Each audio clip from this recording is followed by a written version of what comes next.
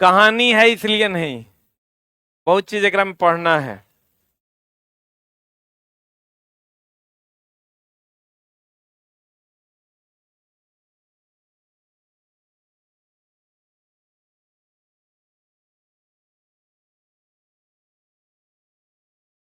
हाँ, रोमर चचा की कहानी सुन लिया था ना तुम लोग?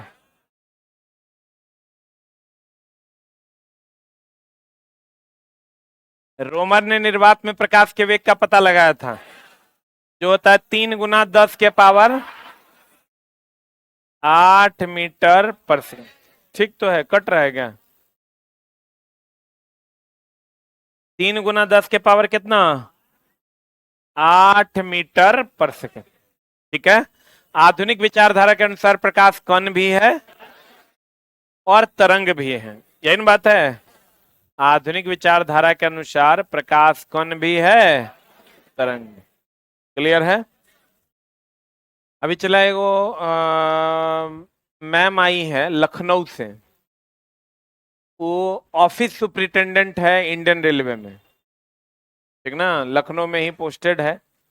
वो अपना बेटा को लेके आई थी यहाँ रखवाने के लिए, लेकिन फ्लैट नहीं मिल पाया उनके मन के लायक, तो वो नहीं रख पाई, लेके फिर अपना बेटा को चली गई। मतलब पिछले बार ही आई थी, आज से 2-3 महीना पहले। तो फिर हम उसको बोले कि ठीक है, अब फ्लैट मतलब ऐसा फ्लैट नहीं मिला कि वो रह पाए, क्योंकि शुरुए से पैसे वाले घर का था, तो उस एनवायरनमेंट में पला है। तो यहाँ जब भी गई थे वो, हम अपना फ्लैट भी दिखवा दिए, तो वहां भी बोली कि नहीं, सपोकेशन होगा।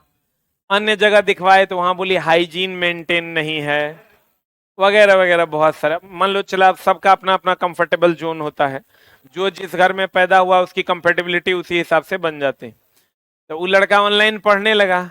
अब फिर अभी उसकी मम्मी आई है, 3 महीना से वो पढ़ रहा है।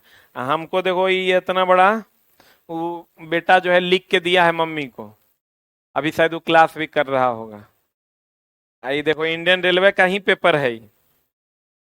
लिखा ना ना उत्तर रेलवे, लिखा है ना उत्तर रेलवे, तो इंडियन रेलवे का ही पेपर है ये।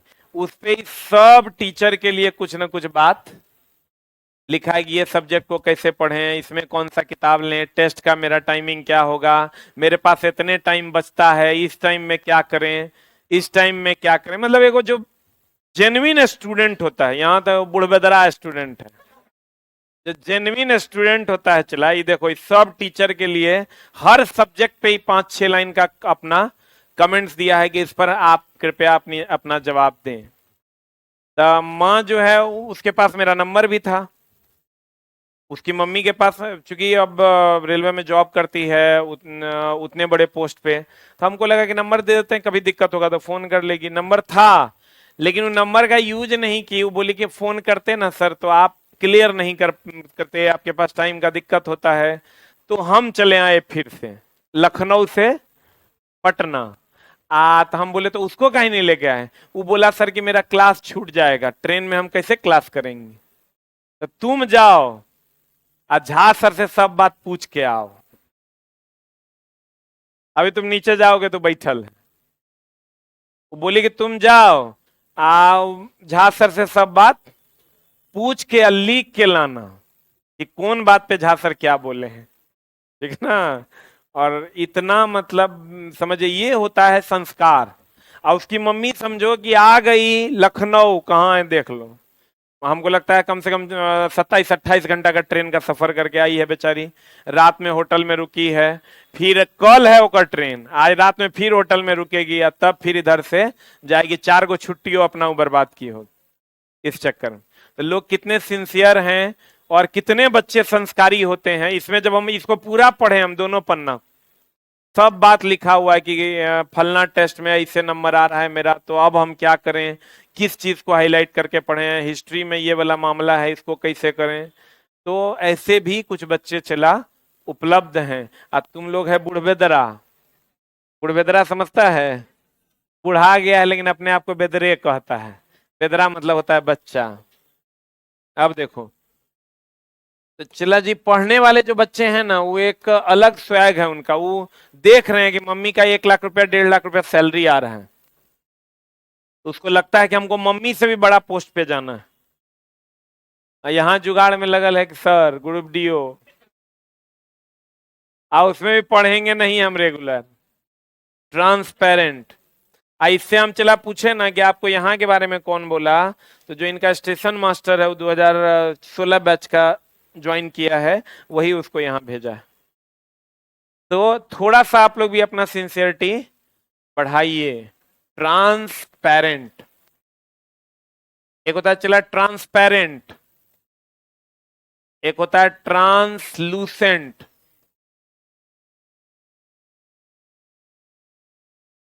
और एक होता है चला ओपैक। इसको कहते हैं ट्रांसपेरेंट, मतलब पारदर्शी। ट्रांसलूसेंट मतलब अर्धपारदर्शी।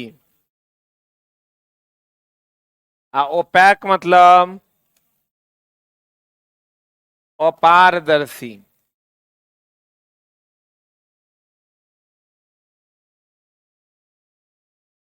अपारदर्शी, पारदर्शी जिसके आर पार प्रकाश जा सके कि नहीं जा सके।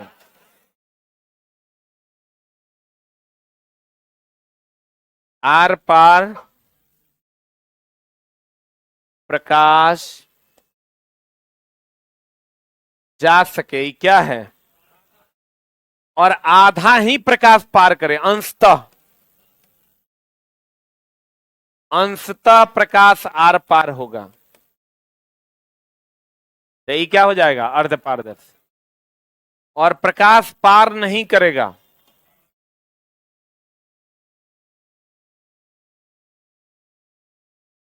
जैसे चला हिंदी में बहुत आसान है, पारदर्शी पार कर जाएगा, अर्ध पारदर्शी आधे पार करेगा, आधा नहीं करेगा, अपारदर्शी पार नहीं करेगा। लेकिन चला ये देता नहीं ना है, वर्ड बदल देता है। वर्ड क्या कर देता है? Transparent, translucent, opaque. इससे तो क्लियर ही नहीं हो रहा है। हम लोग चूंकि हिंदी मीडियम के छात्र हैं, हम लोग पारदर्शी, अर्ध पारदर्शी, अपारदर्शी जान लेंगे। पारदर्शी में पार कर जाएगा, अपारदर्शी में नहीं पार करेगा, अर्ध पारदर्शी में अंशतः पार करेगा। बोलन रे, तो इसको आपको पढ़ना होगा। ट्रांसपेरेंट इंग्लिश वर्ड है, इसको हम लोग पारदर्शी कहते हैं, प्रकाश आर पार जाएगा। ट्रांसलूसेंट अर्ध पारदर्शी, अंशतः प्रकाश आर पार जाएगा। ओपैक अपारदर्शी, प्रकाश आर पार नहीं जाएगा। बोलो हाँ या ना? क्लियर है ना? पारदर्शी, अपारदर्शी, अर्ध पारदर्शी तो तुरंत तुम लोग समझ जाओगे। बोलो। अब प्रकाश का परावर्तन। चला, हम पहले भी बोल चुके हैं आपको कि परावर्तन और अपवर्तन क्या है। परावर्तन कहते हैं जब किसी सतह से टकराकर प्रकाश उसी माध्यम में लौट जाती है तो परावर्तन। और जब किसी सतह से टकराकर एक माध्यम से दूसरे माध्यम में जाएगा तो अपवर्तन। याद है? अगर कोई भी तरंग किसी सतह से टकराकर उसी माध्यम में लौट गया तो परावर्तन। अगर कोई तरंग एक माध्यम से दूसरे माध्यम में चला गया तो अपवर्तन।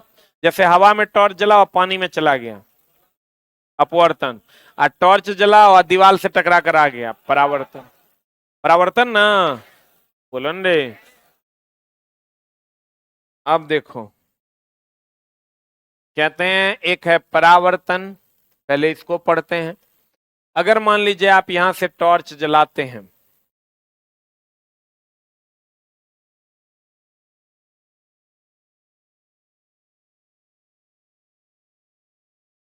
ये प्रकाश ऐसे लौटता है, तो जिस माध्यम में गया उसी माध्यम में लौट गया कि नहीं लौट गया? तो परावर्तन क्या अपवर्तन? पक्का? परावर्तन के फलस्वरूप हम बोले थे तीव्रता और आयाम में कमी आती है। जितना तीव्र जाएगा, जब टकरा जाएगा तो उससे कम तीव्र न जाएगा। अब देखो, जब प्रकाश किसी सतह से टकराकर वापस उसी माध्यम में लौट जाती है, यह घटना प्रकाश का क्या कहलाता है? क्या कहलाता है? उसी माध्यम में कि दूसरे माध्यम में? प्रकाश के परावर्तन के फलस्वरूप तीव्रता और आयाम में क्या आती है? कमी। जबकि तरंगदैर्ध्य, आवृत्ति इत्यादि क्या होता है, नहीं बदलता। अब परावर्तन के कुछ नियम हैं।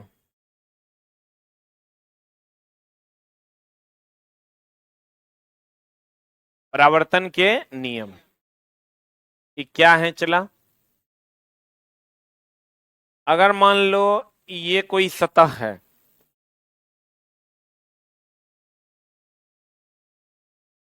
जिस पर होकर प्रकाश आपतित हो रही है, तो फिर परावर्तित तो न हो जाएगी। इसको हम लोग कहते हैं आपतित किरण। इसको हम लोग कहते हैं परावर्तित किरण। सही है। और ई हो गया चला अभिलंब।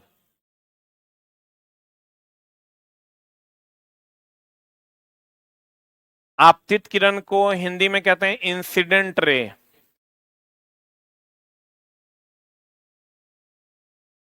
इसको कहते हैं रिफ्लेक्टेड रे।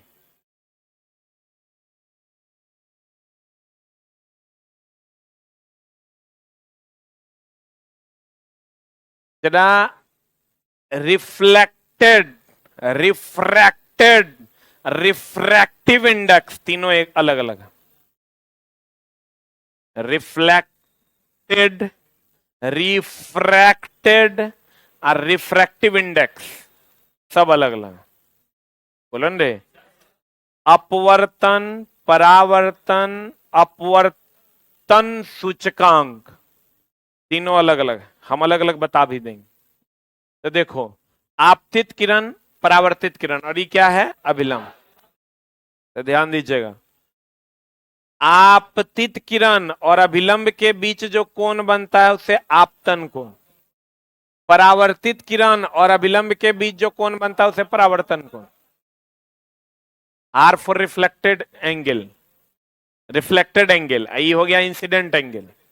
बोलो रे, आई हो गया एंगल, आई हो गया आपतन कोण।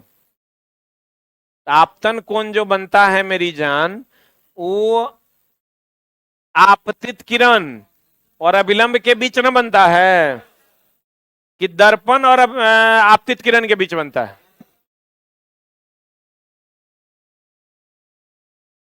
अब चला, तुम सोच सकता है कि सिर्फ लाइट चैप्टर से 250 क्वेश्चन पूछा टोटल ग्रुप डी में, 250 प्लस क्वेश्चन। सबसे ज्यादा पूरे फिजिक्स में अगर क्वेश्चन पूछा गया तो उस चैप्टर का नाम था लाइट। हम चला होकर बाप हैं, ये खड़े हैं एकदम पप्पा। जरा सा एक को क्वेश्चन अगर हिल जाए तो जे तुम कह दो। आज जुगाड़ बताएंगे तोरा हम, ऐसा नहीं कि पढ़ाएंगे तोरा हम, ऐसा ऐसा जुगाड़ बताएंगे कि अवतल तो और उत्तल नहीं होगा, छोटा तो और बड़ा नहीं होगा, प्लस तो और माइनस नहीं होगा। कंडीशन सप्लाई, समझिए रहा। ये पहले तो यही झोल है, बहुत बड़का झोल है। लड़का एग्जाम हॉल में गो गो गो करता है। अभिलंब, अभिलंब क्या है, जो सतह पर 90 डिग्री का कोण बनाए। अभिलंब और आप किरण के बीच का जो कोण होता है आपतित किरण का, वही आपतन कोण है। ये आपतन कोण नहीं है। दर्पण और किरण के बीच का कोण आपतन कोण नहीं है, और दर्पण और अभिलंब के बीच का कोण 90 डिग्री है। क्योंकि अभिलंब दर्पण पर क्या होता है, लंबवत। क्या होता है, बहुत बढ़िया बात। तो चला यहां पर आइए, एंगल आर जो है यह परावर्तन कोण। परावर्तन कोण, अपवर्तन कोण, ये सब वर्ड सब अलग अलग है। तुमको एग्जाम हॉल में जब क्वेश्चन पूछेगा ना चला, तो कहेगा परावर्तन, अपवर्तन, व्यतिकरण, विवर्तन, ध्रुवन, बताइए आंसर क्या है। तो तोरा परावर्तन तो अपवर्तन में घुसता है, अपवर्तन तो व्यतिकरण में घुस जाता है। इसको समझने के लिए एकदम ध्यान से समझना होगा। पहला है, पहला नियम जो है परावर्तन का वो ये है कि आपतन कोण परावर्तन कोण के बराबर होगा। सही है। और दूसरा नियम है कि आपतित किरण आपतित परावर्तित किरण और अभिलंब तीनों एक तल में है। अभिलंब तीनों के किस तल में है? एक तल में है। आपतित किरण, परावर्तित किरण और अभिलंब तीनों किस तल में है? एक तल में कि दो तल में? एक तल में है। क्लियर है? और आपतन कोण परावर्तन कोण के क्या है? बराबर। आपतित किरण, परावर्तित किरण और अभिलंब तीनों क्या है? एक तल में कि अलग अलग तल में? एक तल में है। और आपतन कोण परावर्तन कोण के बराबर। आपतन कोण जो बनेगा अभिलंब और आपतित किरण के बीच बनेगा। आपतन कोण जो बनेगा वो अभिलंब और आपतित किरण के बीच बनेगा। अब परावर्तन कोण जो बनेगा वो अभिलंब और परावर्तित किरण के बीच बनेगा। बोलन रे। कहता है आपतित किरण, परावर्तित किरण और अभिलंब तीनों एक तल में है कि अलग अलग तल में? आप कहेगा तल क्या होता है सर? जैसे सतह क्या, यहां तल का मतलब ये है, देखिए बोर्ड एक तल है, ये जमीन एक तल है, छत एक तल है, फर्श एक तल है। बोलन रे। तो देखो तो तीनों बोर्डे के तल में ना है। तीनों किसके तल में है? ये हो गया आपतित किरण, परावर्तित किरण, अभिलंब तीनों एक तल में है कि अलग अलग तल में? अब कहते हैं आपतन कोण जो है ये परावर्तन कोण के क्या होगा? बराबर होगा। आजा आई बहार, ये और ये क्या होगा? बराबर। ये कोण न है आपतन कोण। अरे बाबू रे सोना रे सुगा, तैयो तो हर क्वेश्चन फंस जाएगा। फंसेगा तू कहां? ई तो किरण, ई चला दर्पण है ना बाबू? सुगा हमर, अगर ये इससे कोई किरण अभिलंब के समानांतर आया, अभिलंब के समानांतर आया तो उसी दिशा में लौट जाएगा या अपोजिट में लौटेगा? हाँ, उसी दिशा में लौट जाएगा पक्का। तो बताओ, तो ये जो जब कोई रेखा एक दूसरे को काटवे नहीं करेगा तो कौन बनाएगा? तो इस ध्यान रखना, हम आगे बात करेंगे। एक लाइन लिख लो, अभिलंब के समानांतर। देखो ए रुक रुक रुक, जरूरी नहीं कि ऐसे ही आए, ऐसे भी आएगा तो ऐसे ही लौटेगा, इसके समानांतर ऐसे। हाँ लेकिन अगर ऐसे आएगा तो ऐसे जाएगा। बुझा रहा है? लिखिएगा अभिलंब के समानांतर, अभिलंब के समानांतर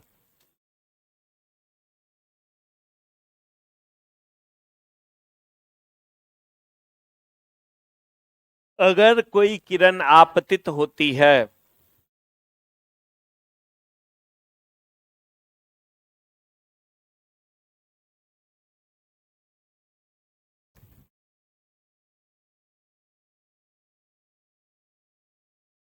अभिलंब के समानांतर अगर कोई किरण आपतित होती है तो तो वह उसी दिशा में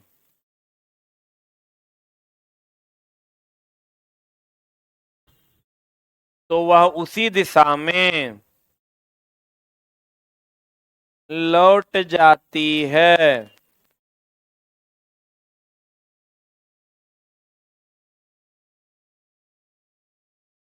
उसी दिशा में क्या हो जाती है? एक बात बताइए चला जी, अगर मान लीजिए कि ये दो दर्पण है, एक दर्पण ये है, एक दर्पण ये है ना चला? अगर कोई दो दर्पण है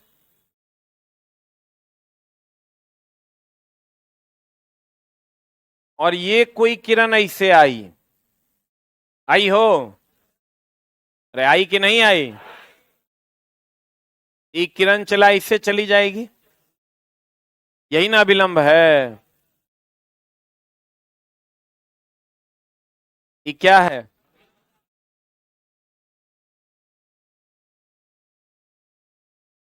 ये आपतित किरण है।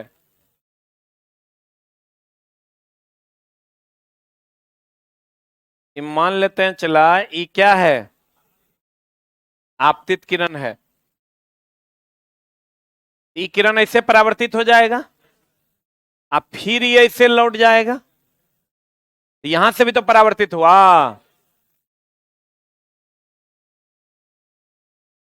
हुआ कि नहीं हुआ? अगर आपको दे दे ये एक्स वाई है, ये दर्पण ए बी सी है, ठीक ना? आपको कह देगा अगर चित्र में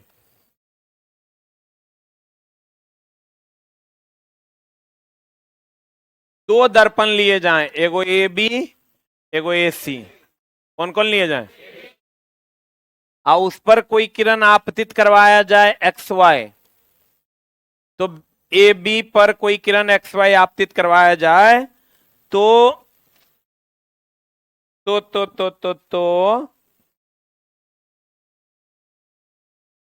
ए बी पर अगर कोई किरण एक्स वाई आपतित करवाया जाए तो ए सी पर आपतन के बाद वह किधर जाएगी? तो एक्स वाई जब ए सी पर आपतित होगी तो वो उसके दिशा में, लेकिन उसके समानांतर, लेकिन विपरीत जाएगी। किसके समानांतर? एक्स वाई के समानांतर है ये किरण, लेकिन क्या है, इधर है तो इधर है। बोलो रे, इसी में क्या करेगा, आपको ई कोण दे देगा 30 डिग्री, तो कहेगा बताइए ई कोण क्या होगा? बाप छोटा, ये 30 है, ये कितना होगा 60, ये 60 है, ये 60, ये 30, ये 90, 120, 60, 30, 30।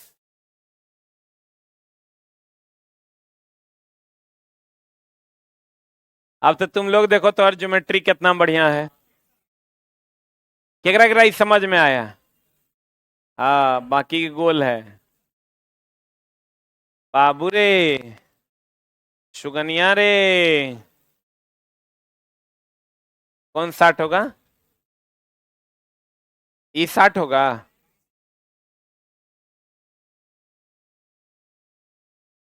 अभी ठीक नहीं रहता तो ये लोग हल्ला कर दिया रहता। चला देखो, ये 30 है तो ये पूरा 90 है तो ये 60 हुआ, और ये दोनों कोण आपतन कोण परावर्तन कोण बराबर, तो ये 60 थे, ये 60, आई 60 होगा तो 30 होगा, आई ऑलरेडी 90 है तो 120 हुआ, 120 आई पूरा 180 होता तो 60 हुआ, 60 थे 30 हुआ, आई 30 थे 30 हुआ।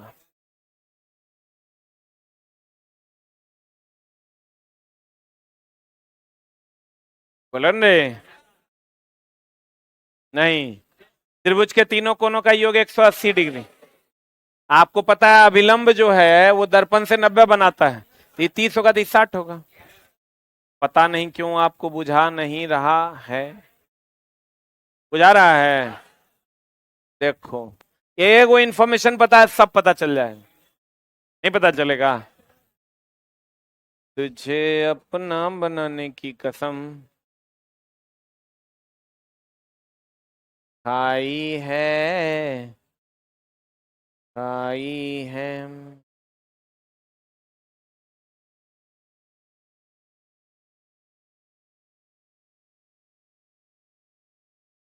चला, ई कोण जो है ना 40 है, हमको है ही कोण पता करना है।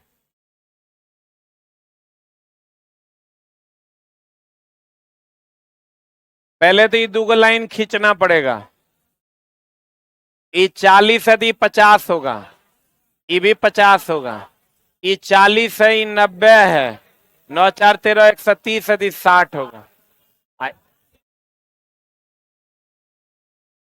50 होगा, ये 50 होगा तो ये 40 होगा, ये 40 होगा तो ये 40 होगा।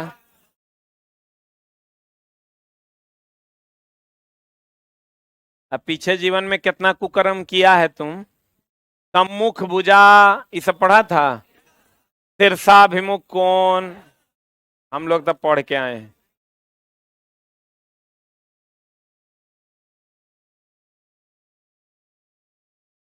10th में जब चला पढ़ते थे ज्योमेट्री में हमको 100 में 100 आता था। I am the topper. Mensuration chapter में सबसे ज्यादा हमरा आता था, ट्रिग्नोमेट्री में सबसे कम हमरा आता था। ट्रिग्नोमेट्री में पता ही नहीं चलता था कब के कर स्क्वायर हो जाना है और कब कहाँ की करना है, लेकिन ये बहुत आसान है, तो ज्योमेट्री है, ये समझे कि नहीं? अरे बाबा, प्रकाशीय गेज किस सिद्धांत पर काम करता है? आई अलग से पढ़ाएंगे, इसको अभी पेंडिंग में रहने दो। पेरिस्कोप है, चला है, यहाँ रहता है पेरिस्कोप, यहाँ है मेरे पास एगो, रुक रुक रुक देख लिए हैं हम। ये चला पेरिस्कोप है, ये पढ़ाएंगे हम आपको आगे की कक्षाओं में। अब देखो क्वेश्चन कह रहा है यदि चित्र दिए गए चित्र पकड़ो, दिए गए चित्र में एक्स वाई किरण, ये एक्स वाई किरण है ना, ए बी से टकराती है, टकरा रही है ए बी से, तो ए सी से टकराने के बाद, ये जब ए बी से टकराती है तो ए सी से टकराने के बाद ये कैसे जाएगी? एक्स वाई के समानांतर, लेकिन दिशा विपरीत। ये पैरेलल का सिंबल है, ऐसे हो जाएगा तो लंबवत का सिंबल है, ये पता है ना, एक्स वाई के समानांतर और विपरीत दिशा में। बोलो हाँ या ना। अब देखो चला, कभी आप दर्पण खरीदे हैं? खरीदवे किए होंगे, घर में होगा भी, घर में क्या रूम में होवे ना करेगा, आ टूट भी गया होगा। अधिकतर कितने लोगों का दर्पण टूटा हुआ है रूम में? लगभग के टूटले रहता है। अब चला, वो जो दर्पण आप खरीदते हैं ना, वो 10 टका में देता है, अब 20 टका में देता होगा। हम लोग के टाइम में 10 टका में देता था, अब यो 10 है, साइज छोटा हो गया है। अच्छा कुछ ना कुछ हुआ, चलो मान लो 10 टका में देता है, लेकिन चला आप उतना ही बड़ा दर्पण आप हर चीज का खरीदिए तो आपको 300-350 टका लग जाएगा। तो तुम सोच रहा होगा कि सर एकरो मुंह देखेंगे ओकरो मुंह देखेंगे, मुंह तो हमारा उतना बढ़िया है नहीं, है ना, तो हम लोग 10 टका में काम चलाते हैं अपना, ऐसे ऐसे पिछवाड़ा में पोछे, फिर अपना ऐसे देख के ऐसे ऐसे मार लिए। तो 10 टका में वो दर्पण मिलता है, लेकिन वही दर्पण अगर आप हर चीज का लीजिएगा, शादी ब्याह होगा, नौकरी चाकरी होगा, तो 10 टका वाला दर्पण नहीं है देगा, बढ़िया वाला देगा। बढ़िया वाला देगा तो दर्पण का दाम 1-1 हजार, 2-2 हजार, 5-5 हजार है। तो आप कहिएगा सर उसमें ऐसा क्या होता है जो इसमें नहीं है? इसमें भी चेहरा देखना है, उसमें भी देखना है। आप जब उस दर्पण में जाइएगा ना तो आपको अधिक क्लियर प्रतिबिंब दिखाई देगा, अधिक साफ प्रतिबिंब दिखाई देगा। चला हम आपको कैसे देखते हैं? कैसे? अगर आंख से देखते हैं तो अंधेरा कर दो, हम तुमको देख लेंगे, आंख तो रहेगा लेकिन देख नहीं पाएंगे। हाँ हाँ, अरे वाह, विद्वान तो तुम लोग है ना है। जैसे प्रकाश सूर्य का या बल्ब का आया और तुम्हारे मुंडी से टकराया, हमारे आंख तक आया,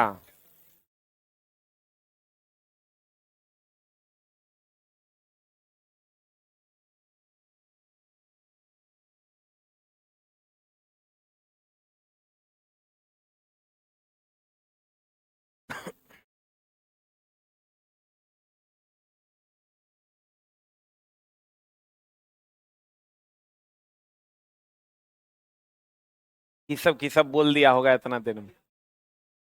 नहीं नहीं, अरे सिस्टर का तबीयत खराब था, रात में 3 बजे तक हॉस्पिटल में जगल रहे, अभी फिर ठीक हुई, तो सुबह में जब तक सोते तब तक भोरे हो गया, तो खाना डाइजेस्ट नहीं हो पाया। या कल बुधवार था, हम ब्राह्मण आदमी, हम मटन दबा के खाए थे। हम लोग चला हड्डी मांस और खून का मिश्रण खाने में एक्सपर्ट है, मतलब जबकि इस सबसे घटिया काम है। हम लोग पहले ठगते थे दूसरे को कि मांस मछली नहीं खाना चाहिए, हम लोग के जात के जो लोग हैं, नहीं बाप रे घोर अपराध। आज सबसे ज्यादा हम ही लोग खाते हैं, सच पूछो चला था हम लोग के जात से ज्यादा भ्रष्ट धरती पे कोई नहीं। ये वो हमारे चचा जी हैं, वो पूजा करवाने जाते हैं ना, तो जहां पर पता है उनको 101 टका मिलेगा ना, वहां पर 10 मिनट में पूजा खत्म। और जहां पता है 1051 मिलेगा, वहां एक मंत्र 3 बार, क्योंकि मंत्रे ओकरा 5 गो आता है। खाली सबसे ज्यादा अंधविश्वास अगर कोई फैलाया है तो हम लोग फैलाएं, और हम ये बात मानते हैं, हम ये एक्सेप्ट करते हैं, क्योंकि चला खाली ठगने वाला बात।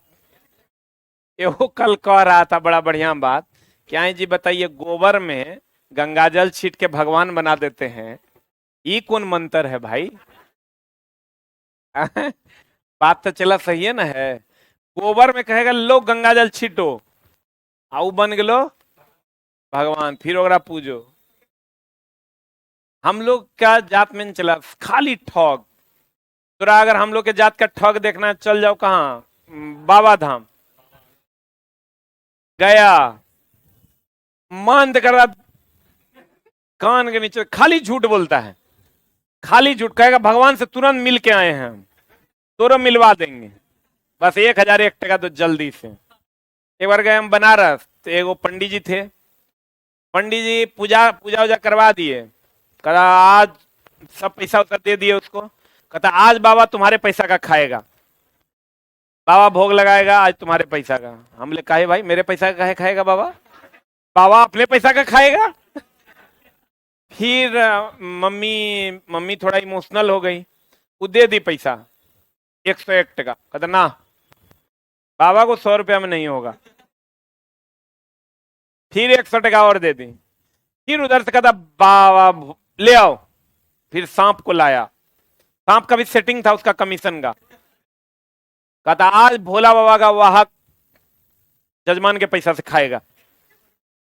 हम ले इस साला क्या खाएगा, ये 10 टका 5 टका का दूध पिएगा। तो हम बोले 10 टका मम्मी उसको भी दे दी, बोला नहीं, सांप नाराज हो गया, नाग नाराज हो गया, मतलब बाबा शंकर नाराज हो गए। साला ये कैसे होता है?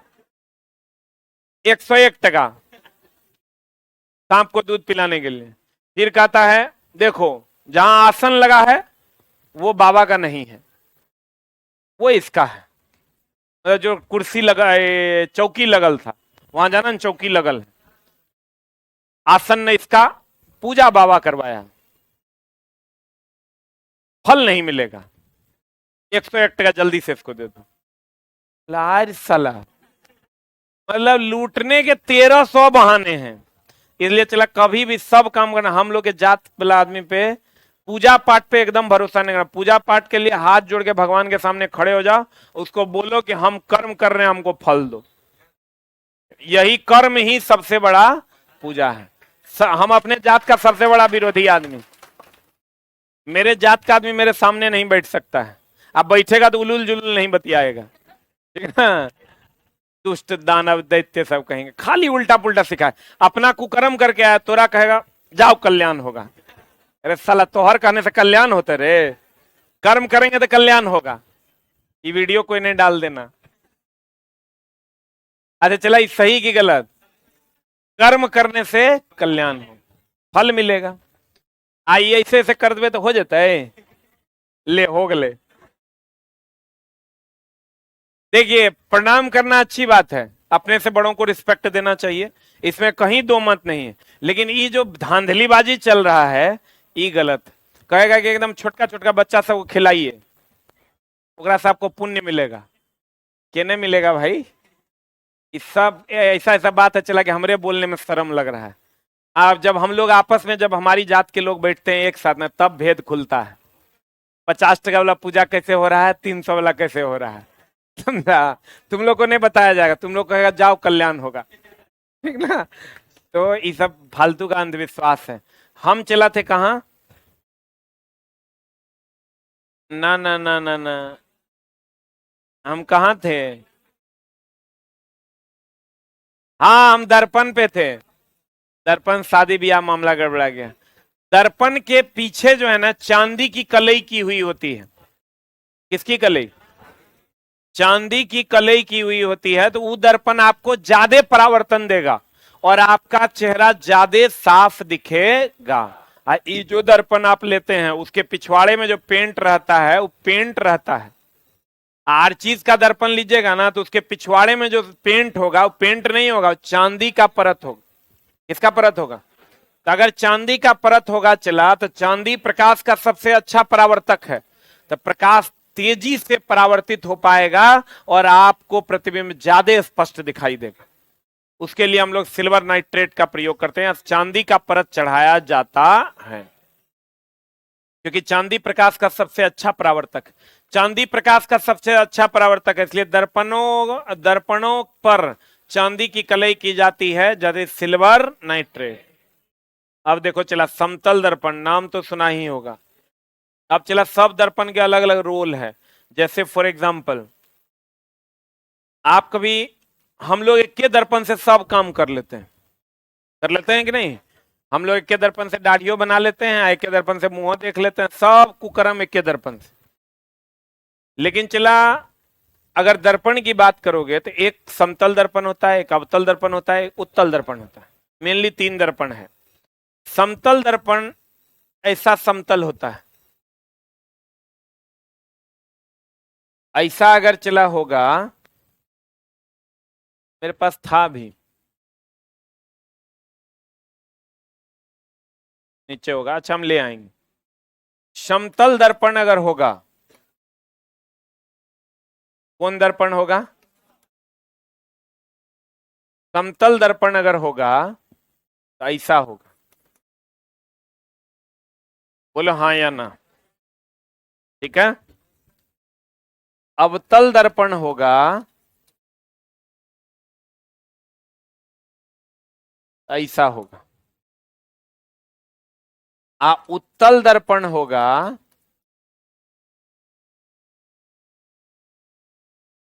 ऐसा होगा।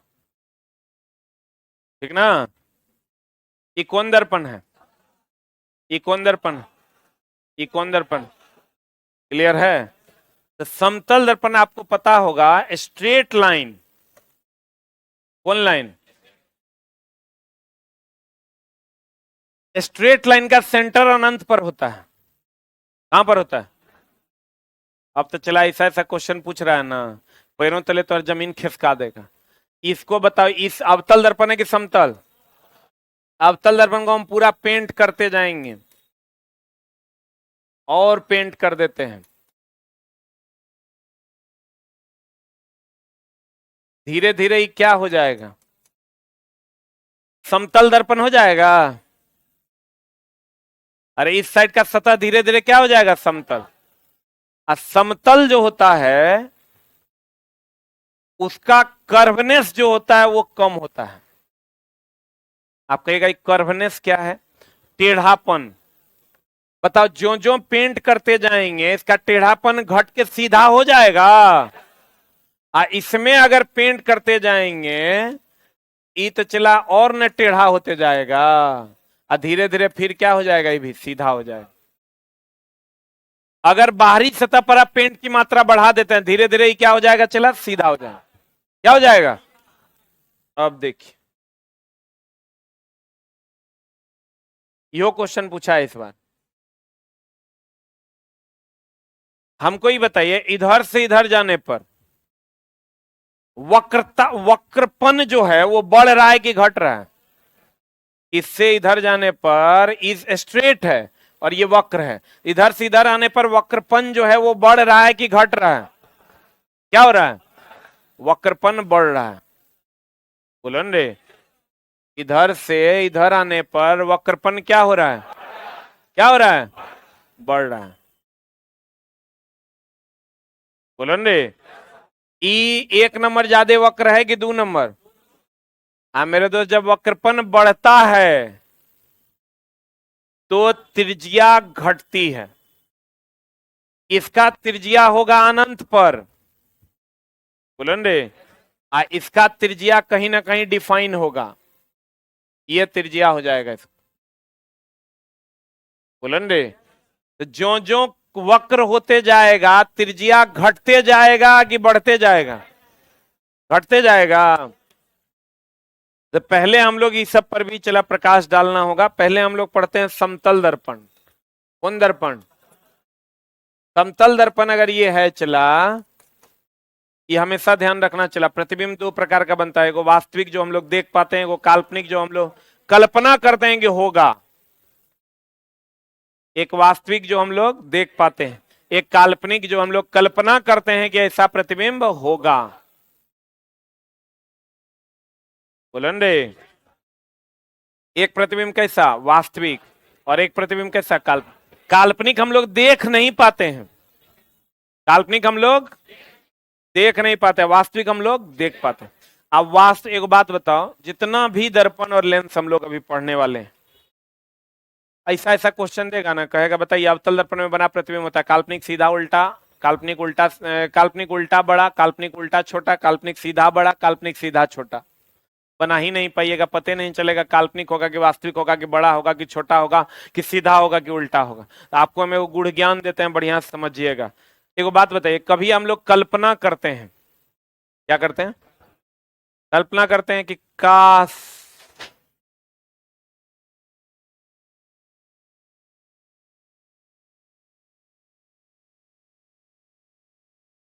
जैसे हम लोग ये कल्पना कर सकते हैं कि काश हम जूता खा रहे होते हैं। आ हा, जूता खाने में जो आनंद है, ऐसा कोई कल्पना करता है क्या? करता था, आओ 10 जूता लगाइए देते हैं, खा के देख लो। कभी कोई ये कल्पना नहीं करता। लोग कल्पना क्या करता है कि काश हम नरेंद्र मोदी होते, काश हम तेजस्वी होते। जैसे दोनों बात कह देते हैं न, तो कहेगा ये मास्टर बीजेपी वाला है, ठीक ना, छोटा, हम किसी वाला नहीं है, हम ओकरा वाला हैं जो वैकेंसी देगा। तुम लोग के जैसा हम जात में नहीं बटे हुए हैं। और हम लोग चला यहाँ पर किसी जात का पूछ के, किसी का फीस डिस्काउंट किए होंगे तो जात पूछ के नहीं किए होंगे। ये पूरा रूम में हम एकदम थोड़ा चैलेंज के साथ बता रहे हैं कि मेरे जात का आदमी 5 गो होगा, 5 गो से ज्यादा नहीं होगा। और डिस्काउंट 95% का किए होंगे, बहुत को फ्रीओ में पढ़ा रहे हैं। कौन कौन है मेरे जात का? एक बार हाथ खड़ा कर दो।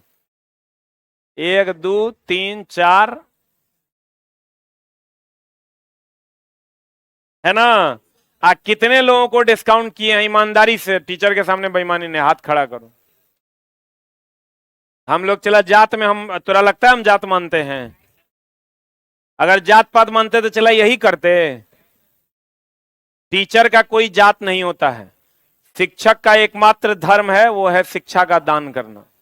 शिक्षक की कोई जाति नहीं होती। मेरे जात का आदमी हमको आके खाली कह देगा हम जात के हैं, तो पहले तो कहते हैं जल्दी मेरे केबिन से निकलो, नहीं तो मुंह में लाठी ठूसेंगे।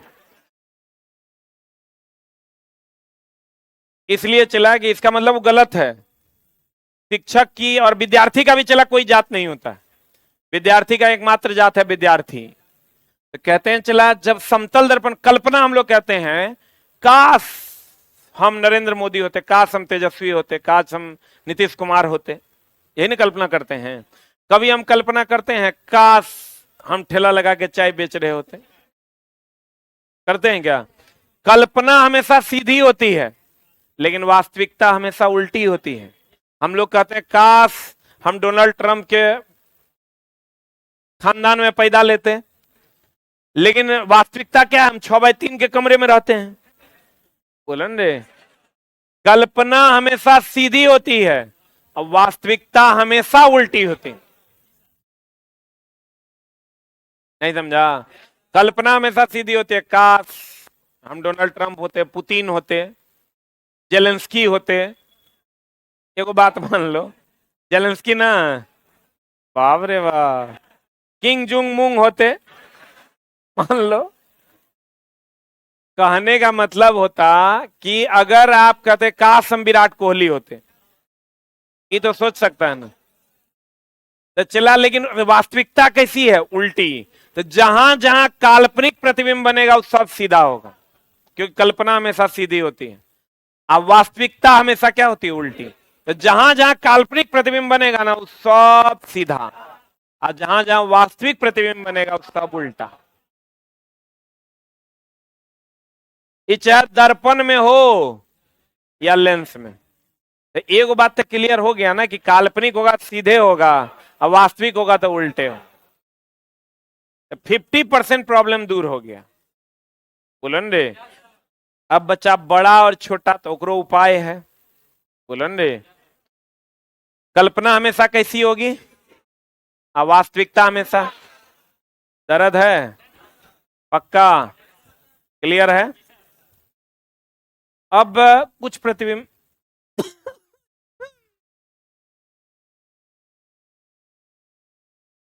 ध्यान दीजिएगा।